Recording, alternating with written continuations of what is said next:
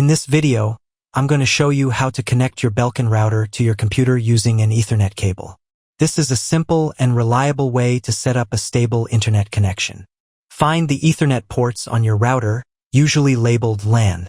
They are typically located on the back, and you'll often see 2 to 4 ports for connecting different devices. Next, connect one end of an Ethernet cable to the LAN port on your router.